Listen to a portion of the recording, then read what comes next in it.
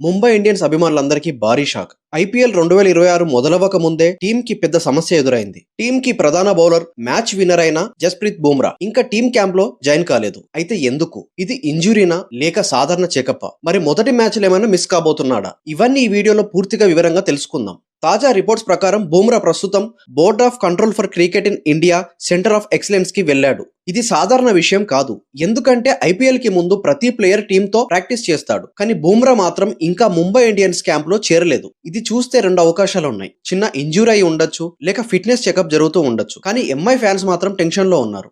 కొన్ని social media reports ప్రకారం Bumrah IPL 2026లో మొదటి 2 మ్యాచ్లు మిస్ అయ్యే అవకాశం ఉందట.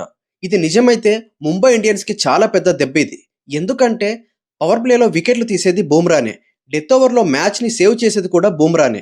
అతను లేకపోతే బౌలింగ్ యూనిట్ చాలా వీక్ అవుతుంది. ముంబై ఇండియన్స్ టీం ఎప్పుడూ బ్యాలెన్స్ మీద నడుస్తుంది. కానీ బుమ్రా లేకుంటే ప్రత్యర్థి టీమ్స్ భారీ స్కోర్ చేయవచ్చు.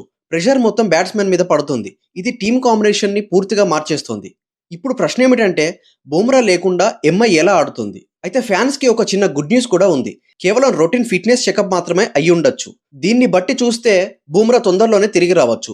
ఐపీఎల్ మధ్యలో పూర్తి ఫిట్ గా ఆడే అవకాశం ఉంది. మొత్తానికి జస్ప్రీత్ బుమ్రా పరిస్థితి ఇంకా క్లియర్ కాలేదు. కానీ ఒక విషయం మాత్రం ఖచ్చితంగా చెప్పగలం, బుమ్రా లేకుండా ముంబై ఇండియన్స్ ఐపీఎల్ స్టార్ట్ చేయడం అంటే చాలా రిస్క్. ఇదిలా ఉంటే మరోవైపు ముంబై ఇండియన్స్ కెప్టెన్సీ మీద ఇప్పుడు చర్చ జరుగుతుంది.